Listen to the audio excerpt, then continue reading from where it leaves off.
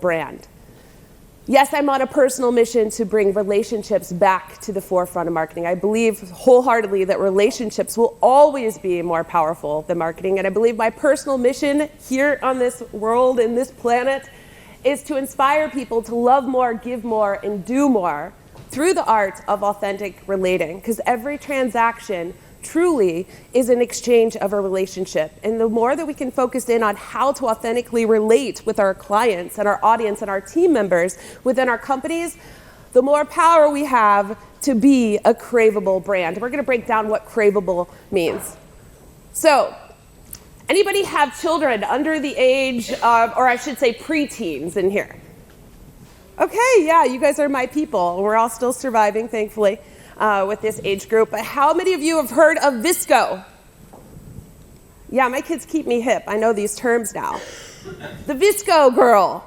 It's like this new thing. It's this app, right, that the kids are on. And they're knowing, like, what these Hydro Flax are and all the Visco starter kits with these Crocs. Who would have thought that Crocs would be trendy, right? They even sell, like, the accessories to put in the Crocs now. And so what was on my daughter's birthday list were all the Visco Girl starter kit items. They even had a birthday party themed Visco. They didn't own any of these items, but they wanted them. And why did they want them and want to share them? It was because their friends were talking about it. It was now cool. Crocs that were not so cool when I was putting them on them as a kid, because it was a lot easier to clean sand out of Crocs than their shoes, and they were hating me for it, now is this trendy thing. And when I showed them my chokers from the 80s and said, oh, I was Visco back then, they're like, no, Mom, it's these chokers, these specific chokers. What inspires people to want to get and be a part of something, this culture, this thing, before they've ever heard of this company or wanted to do business with this company?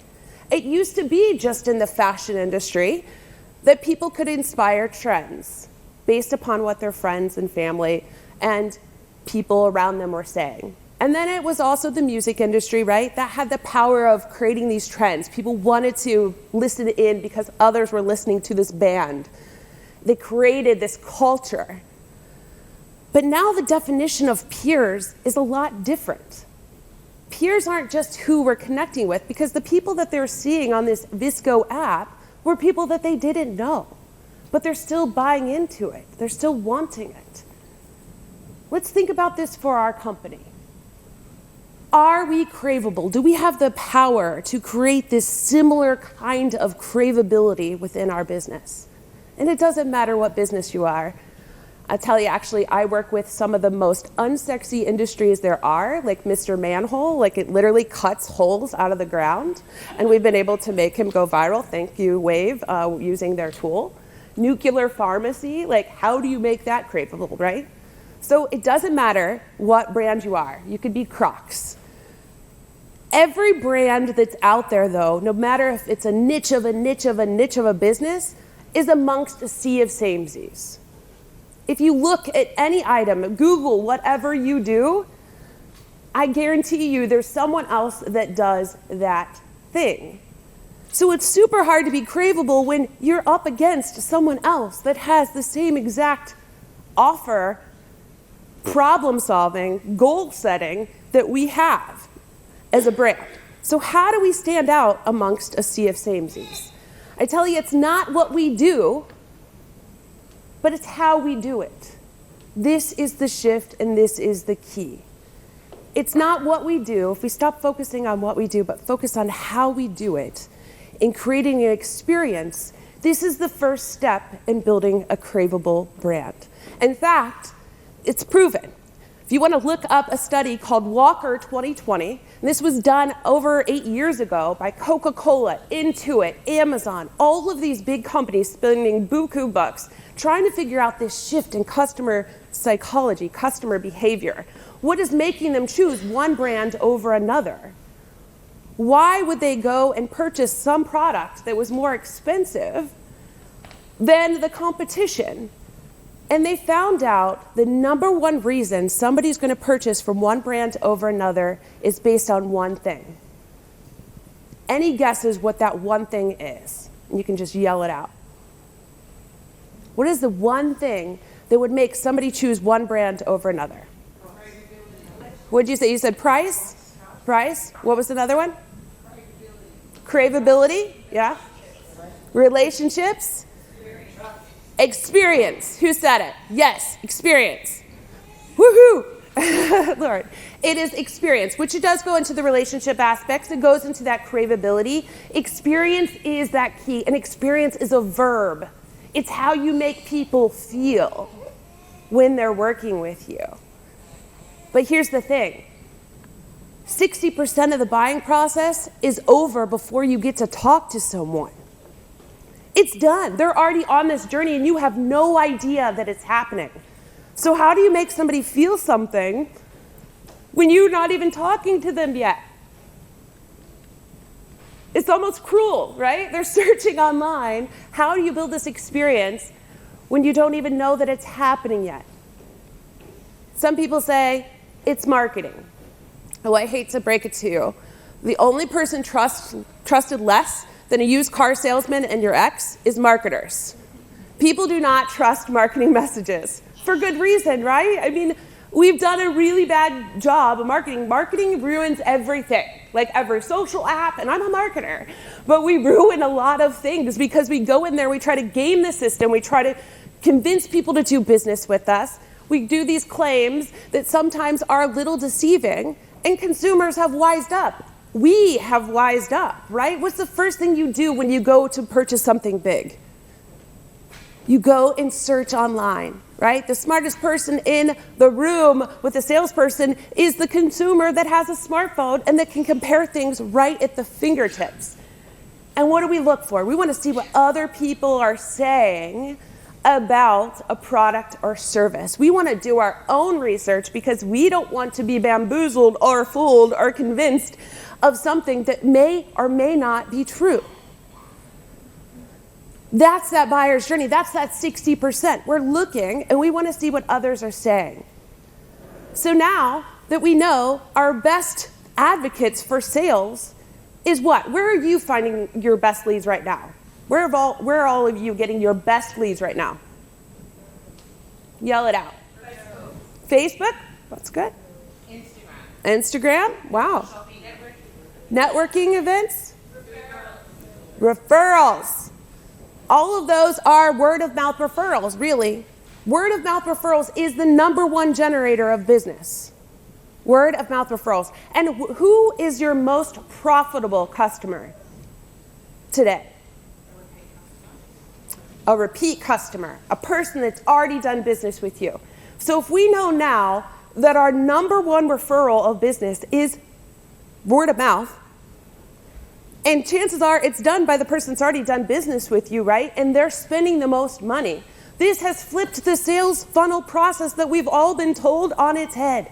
The sales funnel is dead because 88% of people will trust peer recommendations now as well that aren't even people that they know. Again, going back to that Visco thing. It's people that they're seeing online. If you think about it, you go to Amazon and you go to shop on Amazon and we look at the reviews. Do we know those people that are leaving the reviews? Chances are not. I was looking for restaurants here to find chips and salsa around the area. And I looked and was looking at the reviews. What are other people saying about this company? So that is now the peer recommendation. This is our word of mouth now, has now grown to world of mouth. So the sales funnel as we know it is dead. Because the sales funnel says customers come in, this top little funnel, this magical funnel where they drop in, they become a lead, then a marketing qualified lead, then a sales qualified lead, and then they're a customer. And great, now we got a customer, but we're gonna need to dump more leads in order to get more customers at the end, right? It's this whole funnel concept. Keep dumping them in, keep dumping them in. But if our customer is the one driving the leads, and they're our most profitable customer, then that means they never leave the funnel. There's no funnel. The funnel is dead. So what replaces it is this flywheel. Amazon's created flywheel. HubSpot, if you're familiar with HubSpot, they have flywheel. You can search the term flywheel and find companies' flywheel.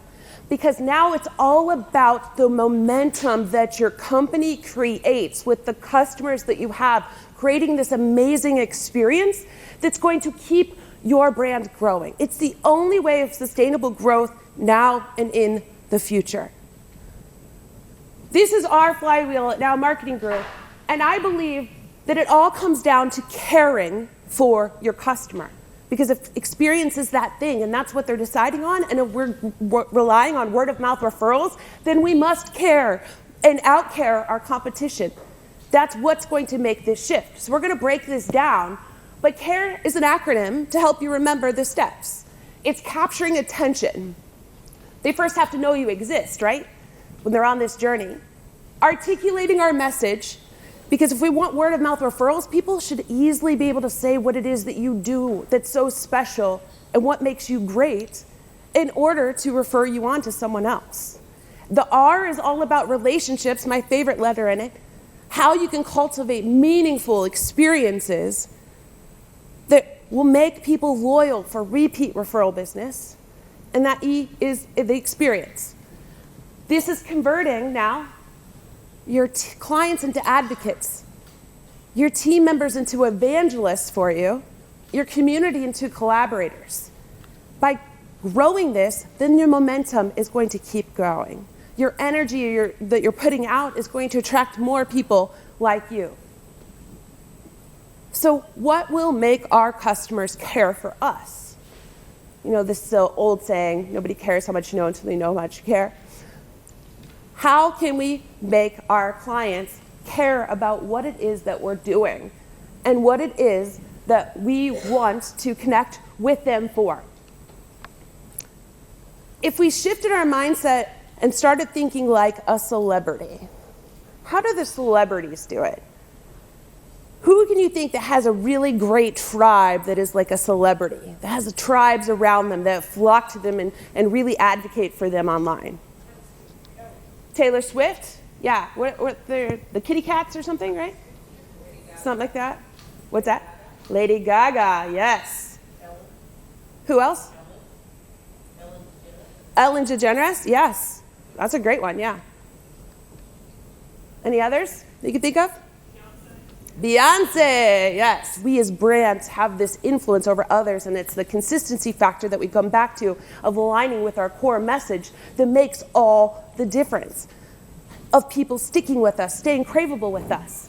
It's shifting this mindset of instead of people buying from us, that they're belonging, right? So instead of them just buying, what are they belonging to? What does it say about a customer if they're buying something from you?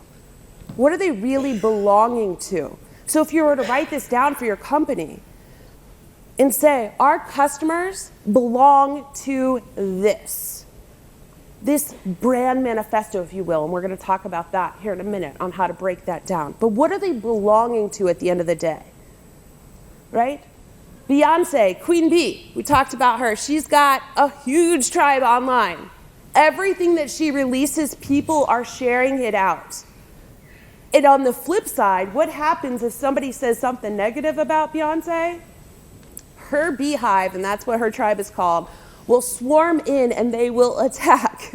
It is not pretty, okay? You do not want to be against the beehive. But you have this in your own company. The clients that really, really love you, they're going to advocate for you and also defend you once you've built a great brand that stands for something. And here's how you can reward them. So speaking of Queenies, these are some of the Queenies that I go onto digital retreats with. We're called the Queenies. And we go on these retreats, and at first was just to support other women. We talked about changes in digital, how you can show up to really, own your voice online and to really encourage other women to go after speaking engagements, to go after, owning their own business, to really find that network of other women that were going to support them. Well, we started this, and we went on our first retreat. This was like just a concept at this point, right? We posted online that we're going to be going live and sharing this topic. This company, Agorapulse, how many of you are familiar with Agorapulse in here? Few hands. This company, Agorapulse, they're a social media scheduling tool, reached out to me and said, you know what, I really love what you women are doing. We want to treat you to dinner and wine. I was like, winning? Like, yes, of course, that would be amazing. But here's what got me. All of us were already Agora Pulse customers. All of us have already been purchasing their tool for a while. They weren't trying to woo us. We've already been wooed by Agora Pulse. We've already bought into what they were doing. But what they did was brilliant, because what did we do at dinner? And after several glasses of wine, we're going live like, we love Agora Pulse. Even more so, we were already advocates for them, but they got it. They got the shift that's happening. That instead of spending money, that $100 and whatever dollars, to do some Facebook ads to target more people, they could invest that $100 and something dollars in our dinner and wine. And how many more people are we going to tell? And which one is going to be more believable?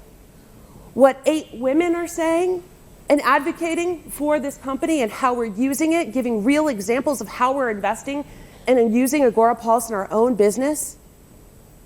Or a Facebook ad of them trying to market to somebody that's maybe never heard of them before? Brilliant. Now they're in my slide and I'm telling even more people about it. It was a really wise investment on their part. They get it. This is the shift. And I'm not saying you have to buy all of your customers dinner and wine unless you want to. I'm going on another one here in a few weeks, but unless you want to. But it really is just paying attention. Here's the shift. Here's how you can break it down. I'm going to move so you can take screenshots of this if you'd like. But it's thinking about it this way. All your followers, you said you got your clients on Instagram and Facebook and several others. What if we stopped thinking about them followers and said, what can we do to change our followers and convert them into true fans? There's a big difference. Fans believe what you believe. They're willing to share your content. They're willing to engage with it, not just like your page because you invited them, right? What about your clients? What would it take to shift from having clients to making them advocates? What kind of personalized experiences could we create to make that shift? What about your community? Community, what I mean by that is others like you that believe what you believe, and the clients that you both maybe have a common interest in, that you can partner together maybe to do live streams, to do a webinar, to co-author a blog together, to share in a Facebook group together. Your community of people that you're like, I really like what they're doing. And it could be other agencies like you. It can be companies that are, I hate the word competitors, but complementary to what you do. I do a live show each week with another agency owner, and we bring in other marketing agencies to share their expertise, because there's enough clients out there for everyone. But the community is strong. People are going to work with who they feel most comfortable with. And here's the one that's often missed. How can you convert your team members into evangelists for your brand, where they believe in what the company stands for so much they're willing to share it out, advocate for it, tell their friends and family about it, and not make it a requirement that they're just having to share the social media post because the boss told them to? What if they're willing to and wanting to do the takeovers at the company? What can we do within our companies to make this shift? What can we do to shift our mindset from making it so people love working with us? Because if people love working with you, they're going to insist that their friends and family members do as well. Our message is bigger than our products. Our message being our why, our brand manifesto, how we're showing up and solving. It's that personality. It's the thing that's really hard to articulate because it's felt. It's not seen, right? How can we articulate our message in a way that makes it easy for people to be able to refer us on and to say what we do? When we do this with clients, we first start with a discovery. We first start with a discovery questionnaire, and this is something you can do within your own business, of writing out who is our ideal audience. Who's our ideal personas, as some people call them avatars? What is unique about them? What does a day in their life look like? Where are they going online to get information, news, resources? What are their biggest pain points? And sometimes their pain points aren't directly aligned with what you do. Maybe their pain point's time. right? Or maybe their pain point is, not being able to, retain their team members. But maybe your service is something that is the means to help them with that, but they haven't connected the dots yet, right? So writing out your ideal personas. You can go to makemypersona.com. There's a free version online on HubSpot that walks you through that process if you've not done it before. But writing that out first, and then writing out what makes you unique in what you do, compared to others that are out there that offer what you offer. What makes them really, really great at what they do? What do they do well? But what do you do really well? Writing those things out, knowing it ahead of time, knowing the questions that your clients would ask you before they even do business with you, because that 60% of the buying cycle where people are on this journey, if you already have articulated those answers on your website, on your social media, on your videos that you're putting out, then this is helping them along that journey to truly understand the answers and how you're showing up.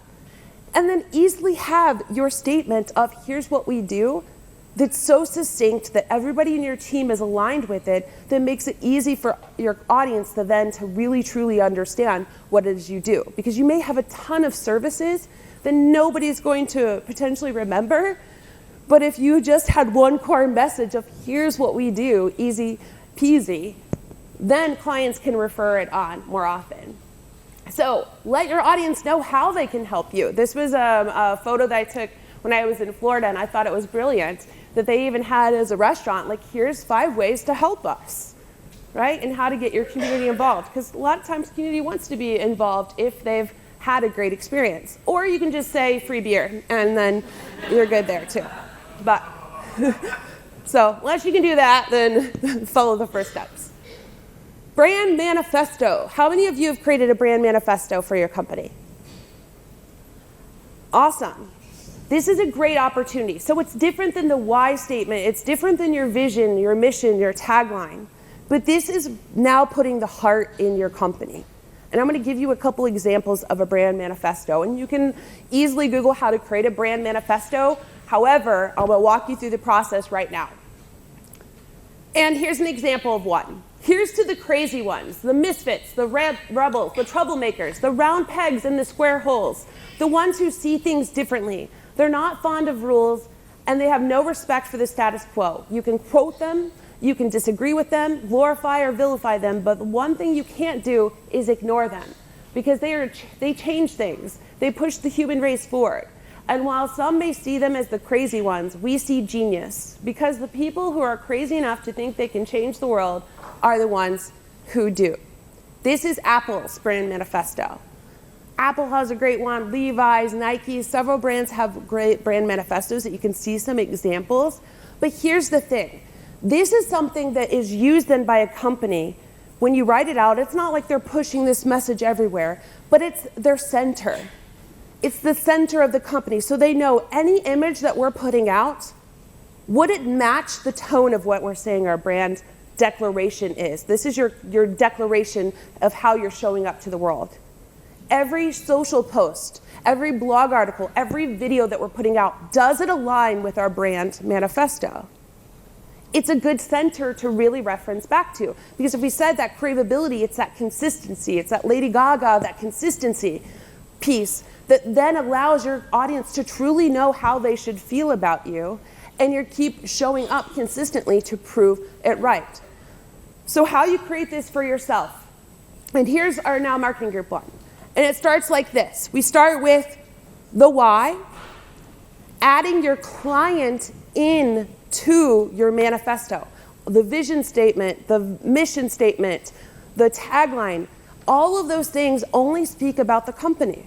But if we want our clients to be at the center, because we know they're our best referrals, they're what keep us in business, you write those things out first, and then tie it back in to your brand manifesto. This is the center to make sure that all your marketing messages are aligned. So I'm going to read one more. In the heart of every business lies a story, a vision for the future written long before any transaction takes place. Great businesses are focused on culture led by their visionaries who truly get the power of relationships. Built on a foundation of passion, integrity, and hard work. At times, it simply takes a partner that aligns with their ideals, mirroring their willingness to do the work necessary to drive their vision into reality. Choosing to do what's right, not what's easy. Brands are felt long before they are seen. We're defined by the relationships within the community, the clients, and the teams we serve. Together, we generate the ideas that get people talking and the results that keep your business growing. We are fueled by relationships, driven by results, and a catalyst for creativity. Together, we are Now Marketing Group, your partners in digital. It sounds a lot different. It's kind of like the Martin Luther King speech. If he was to say, I have a strategy, doesn't sound as powerful as I have a dream, right? It's adding that emotion into what you're sharing. Here's the thing. Once we have this brand culture built, and this message that's out there, and we know that the conversations are what's growing our business, the other downside is that a lot of these conversations are happening, though, without our knowledge, and this is why it's so important that we get it right when we're pushing that message out. Dark social means that people are sending messages in Messenger, text, Snapchat, things that we can't track as brands, and it's only growing. Even Facebook says the future of Facebook is private. The future of social is private. Have you heard him say that at that F8 conference? He keeps pushing this out, and this is so true. So we're in this short timeline that we have to get it right now to truly make sure that people can understand what we do, articulate it really well, because they're having these conversations in these private channels. And if we want invited to that party, we have to align and build relationships with people.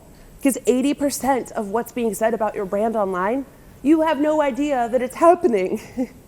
I mean, how many of you, what do you find that you're using more often now than anything else? I can tell you the #1 app that I'm using right now on my phone is Messenger. It's Facebook Messenger. And then it goes to like Facebook groups, which is still private. I don't know what it's like for you, but think about that when you're writing this down. So in order for us to really monitor the ROI of what we're doing, we have to stop counting the likes. A lot of that's going away anyway, and start counting the conversations. Instagram and Facebook have already started rolling out where they're not going to be sharing the like counts. One, because they know psychology that people, if they see a ton of likes on a post, they're going to like it too. And they know that people are deleting posts that don't receive a number of likes in a certain amount of time. So they're removing these like counts. For brands and for digital marketers that are trying to prove the ROI to a client of them investing in social, this is kind of hard because we're like, no, it's not about the likes anyway. It's about the conversations. So we can start monitoring, measuring conversations.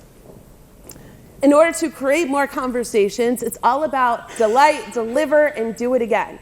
So I'm going to get into a couple stories on how you can do this. First, Social Media Week Lima. So similar to Lauren, I apparently didn't have enough stuff to do, so I started hosting a conference in little old Lima, Ohio, not Lima, Peru. It's spelled the same way, but with way more trains, cornfields, and no airports nearby. So started this conference, Social Media Week Lima, 8 years ago. This is hosted in a community that has 20,000 people, population 20,000. But we were able to grow this event by having our audience of people that I wanted to connect with at Social Media Marketing World, and started asking them to have s'mores night. So I'm in this big sea of people at Social Media Marketing World. There's like thousands of people there. Instead of just going up and saying, hey, my name is so-and-so, here's what I do, instead I invited them to have a s'mores night and start building these in-person relationships. By doing that, I was able to start offering them some support on what they were doing and then showing up on their live videos, and then invited them to come to Social Media Week Lima to speak. They were willing to travel to Lima, Ohio, then drive to the event because of the relationship that we had, nothing else. Similar to what Lauren's doing here.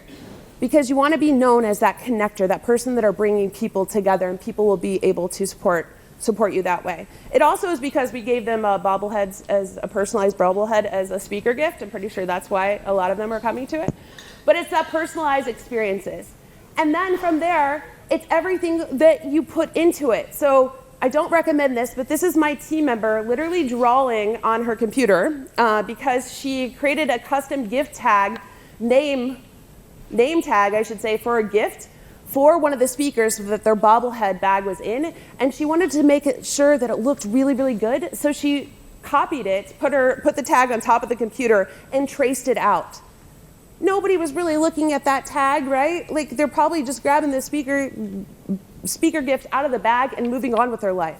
But here's the thing, every little experience like that adds this ripple effect of caring and getting people to care about what you're doing. Sugar Wish, and I'm going to move through these last slides a little quickly here, but Sugar Wish, this is another way that we're showing up to say thank you to others, because every time I have an interaction with someone, I send them a digital candy store evite where they can literally be a kid in a candy store, pick out their favorite candies, and then it's delivered directly to their home address or work address. And what do you think they do as soon as they get that? They take a picture of it and post it on social, and this ripple effect happens. It's little ways of personalizing experiences. And you may think that it's just a one little thing, it's not gonna make a big difference, but it does. It has this ripple effect. So think about it, and you don't have to spend money. It doesn't have to cost anything. It could be a voice message that you're sending to someone to tell them happy birthday, instead of just doing that generic thing on LinkedIn that it's like, say so-and-so's birthday, and then you just hit happy birthday. What if you just took one extra second and sent a voice memo to say happy birthday instead? What if you personalize a card and send it to someone in the mail instead? All of these things have a ripple effect, and this is what's going to make a brand more craveable. Next, we need to think of like Amazon. The experience comes down to speed, accessibility, ease of use. Those three things are what customers are looking for. So look through your own sales process and see, where can we reduce some friction points?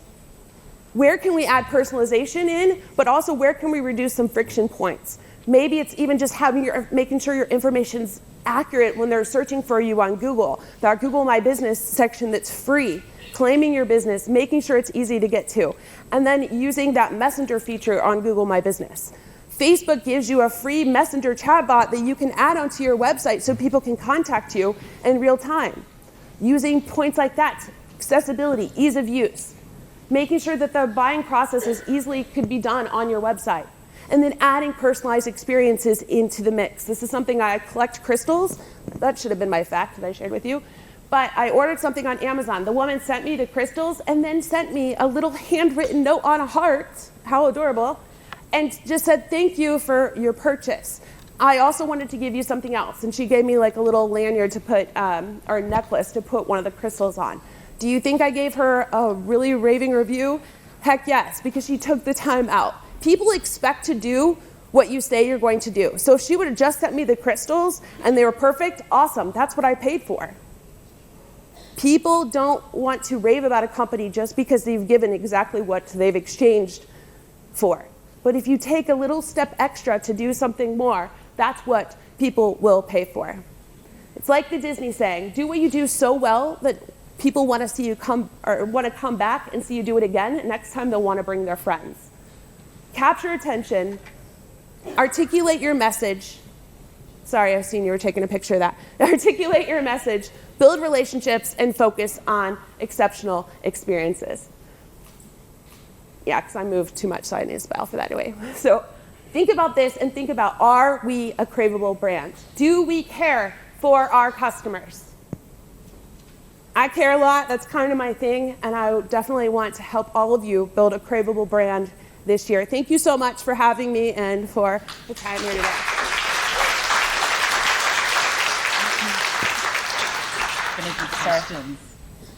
Thank you so much. That was amazing. So we're going to go straight into Q&A. So can I just get a show of hands for questions for Jessika? Anybody on how you could? Yes, here in the front. We've got a roaming mic. Hang on one sec. Let's just grab that. Just the lady in the white with the black polka dots. The awesome pants.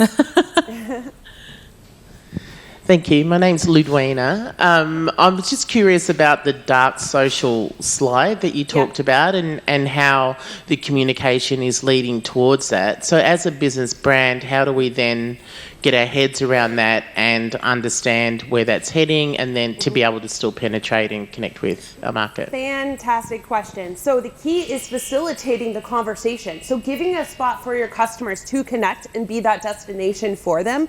So it could be from having like a resource center and community engagement spot on your website, or just building a Facebook group, not that directly aligned with your brand, like you don't want to make the Facebook group like your brand name, but something that they would care about.